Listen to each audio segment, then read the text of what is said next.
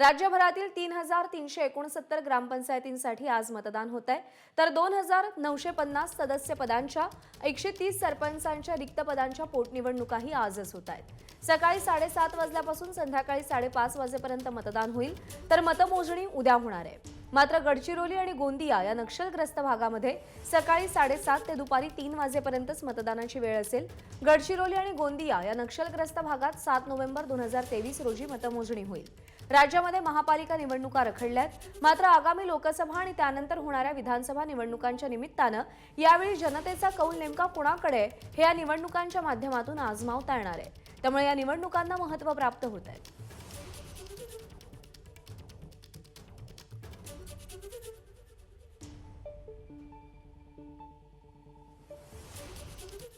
तर राज्यभरामध्ये आज ग्रामपंचायत निवडणुकीसाठी मतदान होत आहे आणि त्या संदर्भातले अपडेट देण्यासाठी आपले 4 प्रतिनिधी आपल्यासोबत आहेत। नागपूरहून प्रतिनिधी तुषार कोहळे, अहमदनगरमधून सुनील भोंगळ, रायगडमधून अमोल मोरे आणि बारामतीतून जयदीप भगत सध्या आपल्यासोबत आहे। आपण सुरुवातीला नागपूरमध्ये जाऊयात। तुषार कोहळे सध्या आपल्यासोबत आहेत। तुषार, नागपूरमध्ये कोणत्या महत्त्वाच्या नेत्यांची प्रतिष्ठा पणाला लागलेली आहे आणि कसं एकूण रागरंग आणि स्थानिक राजकारण इकडे पाहायला मिळतंय निवडणुकीच्या पार्श्वभूमीवर?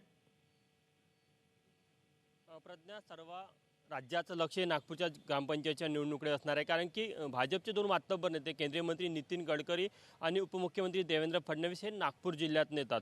मात्र भाजपकडून या संपूर्ण निवडणुकीची जी धुरा आहे ते प्रदेशाध्यक्ष चंद्रशेखर बावनकुळे यांच्या खांद्यावर आहे। तर काँग्रेसकडनं सुनील केदार आणि राष्ट्रवादी काँग्रेसकडनं अनिल देशमुख हे मैदानामध्ये आहे। त्यामुळे चंद्रशेखर बावनकुळे विरुद्ध सुनील केदार आणि अनिल देशमुख अशा प्रकारची जिल्ह्यातली ही निवडणुकीची खरी रंगत आहे। आणि जर का तुम्ही सकाळचं हे दृश्य बघितलं तर मतदान केंद्रावर मतदारांना यायला सुरुवात झाली आहे। 7:30 वाजता मतदान आहे, मात्र जो उत्साह एक ग्रामपंचायतना निवडणुकीला घेऊन ग्रामीण मतदारांमध्ये असतो तो आपल्याला आजही पाहायला मिळतात। आणि महत्त्वाची गोष्ट की या निवडणुका यासाठी देखील महत्त्वाच्या असतात, जरी राजकीय पक्षाच्या चिन्हावर या निवडणुका लढल्या जात नसल्या तरी प्रत्येक राजकीय पक्षाचं गटागटाचं राजकारण गावामध्ये जे असतं ते गट निवडणुकीमध्ये उतरत असतात आणि हेच गट पुढे मग विधानसभाची निवडणूक असो किंवा लोकसभेची निवडणूक असो ते त्या राजकीय पक्षासाठी काम करत असतात। आज राज्यामध्ये आपल्याला ज्या प्रकारच्या आघाड्या पाहायला मिळतात, ग्रामपंचायतमध्ये वर्षानुवर्ष अशा प्रकारच्या वेगवेगळ्या आघाड्या असतात। म्हणजे 2 प्रतिस्पर्धी पक्ष म्हणजे भाजप असेल काँग्रेस असेल हे राज्याच्या राजकारणात प्रतिस्पर्धी आणि कट्टर विरोधक जरी असले तरी ग्रामपंचायतच्या राजकारणामध्ये आपल्याला ते 2 गट एकत्र लढताना पाहायला मिळतात। कुठे भाजप शिवसेना युती पाहायला मिळेल, कुठे काँग्रेस राष्ट्रवादी युती पाहायला मिळेल, कुठे भाजप आणि काँग्रेसची युती पाहायला मिळेल। म्हणजे जे राज्याच्या राजकारणात आपल्याला आत्ता मागच्या 4-5 वर्षात पाहायला मिळतं ग्रामपंचायतच्या निवडणुकीमध्ये हे वर्षानुवर्ष असतं। मात्र या गटांसाठी प्रत्येक राजकीय पक्ष आपली ताकद झोकून देत असतात, कारण की हेच गट विधानसभा असेल किंवा लोकसभेच्या निवडणुकीमध्ये पक्षासाठी काम करत असतात। जर का आपण एक पोलिंग स्टेशन आहे, इथं मतदान केंद्रावर आलेलो आहे मी, नागपूर जिल्ह्यातील हिंगणा तालुक्यातील इसासणी हे मतदान केंद्र आहे आणि इथे निवडणूक आयोगाने ज्या प्रकारे तयारी केली 7:30 वाजता मतदान होणार आहे। मात्र त्याआधी आपल्याला बघू शकतो आपण की ते निवडणूक आयोगाने पूर्ण तयारी झालेली आहे मतदानासाठी, ते देखील मतदारांचं स्वागत करायला तयार आहे। 7:30 वाजता मतदान होणार आहे। त्याआधी मात्र इथे थोड्या वेळाआधी आता आपण बघू शकतो की ते मॉक पोल सुरू आहे। या ज्या बाजूला आपल्याला महिला दिसतात या उमेदवार आहे आणि हे निवडणूक अधिकारी आहे, ते या सगळ्या मतदार आणि उमेदवारांना मॉक पोलच्या माध्यमातून पूर्ण माहिती देत आहे। काही अधिकारी आपण यांना विचारूया, सध्या इथे काय प्रक्रिया सुरू आहे? ही मॉक पोलची प्रक्रिया सुरू आहे। आपण मशीन व्यवस्थित काम करते की नाही आणि वोटिंग बरोबर होत आहे की नाही, म्हणजे प्रत्येक बटन काम करत आहे की नाही हे दाखवलेलं आहे प्रतिनिधींना आणि उमेदवारांना। आणि आता त्यानंतर हे सील करून आपण मतदान प्रक्रियेसाठी जे ॲक्च्युअल 7:30 वाजता सुरू होणार आहे त्यासाठी आपण तयारी केलेली आहे। आपण बघू शकतो की नागपूर जिल्ह्यातलं हे चित्र आहे। प्रज्ञा, निवडणूक आयोगाची तयारी पूर्ण झाली आणि 7:30 वाजतापासून मतदानाला सुरुवात होणार आहे। बरोबर आहे, अगदी थोड्याच वेळात मतदानाला सुरुवात होईल। तुषार, तू राहास आपल्यासोबत। आपण यानंतर बारामतीमध्ये जाऊयात। बारामती तालुक्यातील काटेवाडी ग्रामपंचायत निवडणुकीमध्ये अजित पवार गटाच्या पॅनल पुढे भाजपचं पॅनल उभं आहे, तर इंदापूरमध्ये हर्षवर्धन पाटील यांच्या बावडा गावात देखील भाजप विरुद्ध अजित पवार गट अशी लढत होणार आहे। बारामती तालुक्यातल्या 31 ग्रामपंचायत, इंदापूर तालुक्यातील 6, दौंड तालुक्यातील 9 तर पुरंदर तालुक्यातील 12 ग्रामपंचायतींसाठी आज मतदान होणार आहे। बारामतीतून जयदीप भगत आपले प्रतिनिधी सध्या आपल्यासोबत आहेत। जयदीप, महायुतीमध्ये जरी अगदी खुर्चीला खुर्ची लावून हे सगळे नेते बसलेले असले तरी ग्रामपंचायत निवडणुकांमध्ये मात्र एकमेकांविरुद्ध हे उभे ठाकताना दिसत आहेत। बारामतीतल्या प्रमुख लढती नेमक्या कशा कशा आहेत आणि काटेवाडीकडे सगळ्यांचं लक्ष कसं लागलंय?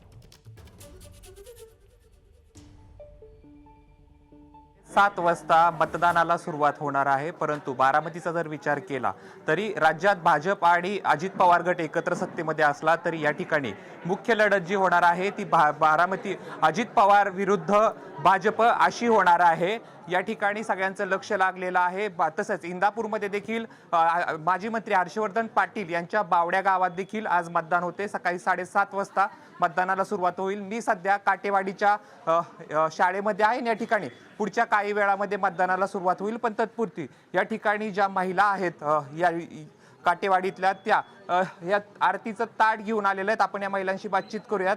नेमकं काय कारण आहे की हे तुम्ही ताट आणले आणि कशासाठी आणले? मतदानासाठी. मतदानासाठी. म्हणजे तुम्ही ईव्हीएम मशीनची पूजा करताय? पूजा करण्यासाठी आणलंय. ताई तुम्ही काय सांगाल? म्हणजे आपण कसं देवाला हे करतो, प्रार्थना करतो, त्याप्रमाणेच आपली मनातली ही भावना व्यक्त तिथं करण्यासाठी पूजा करावी म्हटलं. पूजा करायची.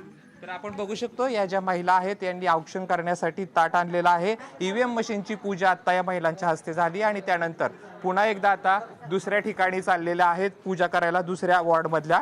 खरं तर ही जी निवडणूक बघितली तर अजित पवार गटाचं या ठिकाणी प्राबल्य राहिलेलं आहे, परंतु भाजपने देखील या ठिकाणी कंबर कसलेली आहे आणि आम्ही जिंकू असा विश्वास भाजपला आहे. खरं तर बारामती तालुक्यामध्ये गेल्या अनेक वर्षापासून राष्ट्रवादीचं प्राबल्य आहे, परंतु बहुसंख्य ठिकाणी भाजपने देखील या ठिकाणी ताकद पणाला लावलेली आहे आणि या निवडणुकीत उतरलेले आपल्याला पाहायला मिळतात. इंदापूरचा विचार करायला गेलं तर हर्षवर्धन पाटील यांच्या बावड्या गावामध्ये मतदान होणार आहे. त्यामध्ये देखील राष्ट्रवादी विरुद्ध भाजप अशीच लढत होणार आहे. आपण बघू शकतो या ठिकाणी या ज्या महिला आहेत त्या पूजा करताना आपल्याला दिसत आहेत, ईव्हीएम मशीनची पूजा करताना दिसत आहेत आणि पुढच्या काही वेळामध्ये या मतदानाला सुरुवात होईल. बरोबर 7:30 वाजता या मतदानाला सुरुवात होईल. खरं तर पवार कुटुंबातलं अजित पवारांचं मतदान देखील काटेवाडीमध्ये आहे, परंतु अजित पवार आजारी असल्यामुळं मतदानाला येणार नसल्याची माहिती जी आहे ती सूत्रांच्या आधारे मिळते. तसेच अजित पवारांच्या पत्नी सुनेत्रा पवार या मात्र 7:30 वाजता या ठिकाणी येतील आणि आपला मतदानाचा हक्क बजावतील. एकंदरीतच प्रशासनाच्या वतीनं जी तयारी आहे ती पूर्ण झालेली आहे. पुढच्या काही वेळामध्ये मतदानाला सुरुवात होईल. प्रज्ञा. जयदीप, तू राहास आपल्यासोबत. यानंतर आपण अहमदनगरमध्ये जाऊयात. अहमदनगर जिल्ह्यामध्ये आज 194 ग्रामपंचायतींसाठी मतदान होत आहे. त्यापैकी 74 ग्रामपंचायती या दक्षिण नगर जिल्ह्यामध्ये आहेत. 74 पैकी 6 ग्रामपंचायत बिनविरोध झाल्यात. नगरमध्ये राम शिंदे, रोहित पवार, बाळासाहेब थोरात, राधाकृष्ण विखे पाटील, प्राजक्त तनपुरे, शंकरराव गडाख या नेत्यांच्या पॅनलमध्ये लढत आहे. सुनील भोंगळ आपले प्रतिनिधी सध्या आपल्यासोबत आहेत. सुनील, राज्यातल्या अनेक मातब्बर नेत्यांची प्रतिष्ठा अहमदनगरमध्ये पणाला लागताना दिसते. ग्रामपंचायत निवडणुकांमध्ये इंटरेस्टिंग लढती कोणत्या आहेत तिथल्या? नक्कीच प्रज्ञा, आपण जर बघितलं तर सध्या कर्जत जामखेड या मतदारसंघातील ग्रामपंचायत निवडणुका ज्या आहेत तर त्या लक्षवेधी ठरण्याची शक्यता आहे. यामध्ये 8 ग्रामपंचायती ज्या आहेत तर त्या दोन्ही मतदारसंघामध्ये असणार आहे, ज्यामध्ये कर्जतमध्ये 5 तर जामखेडमध्ये 3 ग्रामपंचायतीसाठी निवडणूक होती आहे. आणि यामध्ये भाजपचे आमदार राम शिंदे आणि राष्ट्रवादीचे आमदार रोहित पवार यांच्यामध्ये कुठेतरी लढत होताना पाहायला मिळते आहे. आपण जर बघितलं तर अहमदनगरमध्ये 194 ग्रामपंचायतीसाठी निवडणूक जाहीर झालेली होती आणि त्यापैकी 16 ग्रामपंचायत ज्या आहेत तर त्या बिनविरोध झालेल्या होत्या. आता 7:30 वाजता या मतदानाला जे आहे सुरुवात होणार आहे. 178 ग्रामपंचायतसाठी हे मतदान होणार आहे आणि तयारी जर आपण या ठिकाणी बघितली तर मॉकपोल जे आहे तर ते घेतले जात आहेत. उमेदवार या ठिकाणी दाखल झालेले आहेत आणि सकाळपासूनच जोरदार तयारी जी आहे तर ती केली जाते आहे. या निवडणुकीच्या पार्श्वभूमीवरती जवळपास 4000 कर्मचारी जे आहेत तर ते निवडणूक आयोगाच्या वतीनं तैनात करण्यात आलेले आहेत आणि 732 मतदान केंद्रावरती हे मतदान प्रक्रिया जी आहे तर ती पार पडणार आहे. यामध्ये जर आपण बघितलं तर सदस्यपदासाठी 1701 जागांसाठी जवळपास 7260 उमेदवार जे आहे अर्ज दाखल झालेले होते आणि माघारीनंतर त्यामध्ये 3995 उमेदवारी अर्ज जे आहेत तर ते राहिलेले आहेत. ते निवडणूक रिंगणामध्ये हे उमेदवार आहेत. सरपंच पदाचा जर आपण विचार केला तर 194 जागांसाठी 1311 उमेदवारी अर्ज हे दाखल झालेले होते आणि माघारीनंतर 610 उमेदवार हे रिंगणात असल्याचं आपल्याला पाहायला मिळतं आहे. या ठिकाणी जर आपण बघितलं तर आता तयारी ही खरं तर सुरू आहे. मॉकपोल जे आहे तर ते घेतले जात आहेत. निवडणूक आयोगाच्या कर्मचाऱ्यांकडून या ठिकाणी तयारी जी आहे तर ती सुरू असल्याचं आपल्याला पाहायला मिळतं आहे. अहमदनगर जिल्ह्यामध्ये जवळपास 6,34,300 321 मतदार जे आहेत तर ते मतदान करणार आहे आणि त्या अनुषंगाने आपण जर बघितलं तर या ठिकाणी तयारी ही सुरू असल्याचं पाहायला मिळतं आहे. प्रज्ञा. सुनील, तू राहास आपल्यासोबत. यानंतर आपण रायगड जिल्ह्यामध्ये जाऊयात. रायगड जिल्ह्यामध्ये आपले प्रतिनिधी अमोल मोरे सध्या आपल्यासोबत आहेत. अमोल, रायगड जिल्ह्यामधल्या ग्रामपंचायत निवडणुकांचं चित्र नेमकं कसं आहे? कोणकोणते मुद्दे या निवडणुकांमध्ये महत्त्वाचे ठरू शकतात आणि स्थानिक राजकारण नेमकं कसं आहे? प्रज्ञा, एकंदरीत कोकण म्हटलं तर साधारणपणे शिवसेना, NCP, शेकाप ही गणितं आहेत. म्हणजे याचा अर्थ असा आहे की कोकणातले जे 2 जिल्हे आहेत रायगड आणि रायगड, त्याच्यामध्ये साधारणपणे NCP, शेकाप यांच्यामध्ये एक फाईट दिसून येते.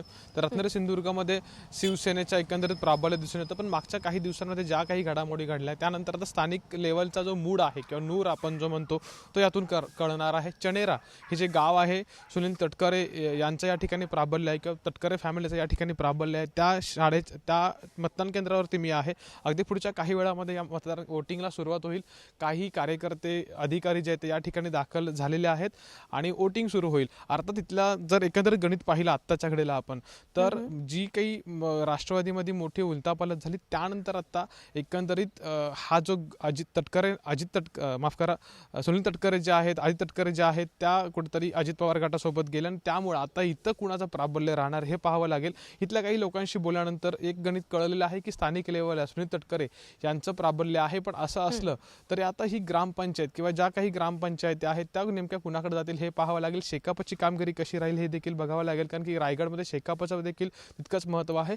आणि त्याच वेळेला जर आपण महाडमध्ये जर आपण गेलो तर भरत गोगावले जे सध्या एकनाथ शिंदे किंवा शिवसेनेमध्ये आहेत, त्यामुळे तिथल्या घडामोडी कशा घडतात हे पाहावं लागेल. कारण की स्थानिक पातळीवरचा नूर हा किंवा मूड जो असेल तो महत्त्वाचा असेल.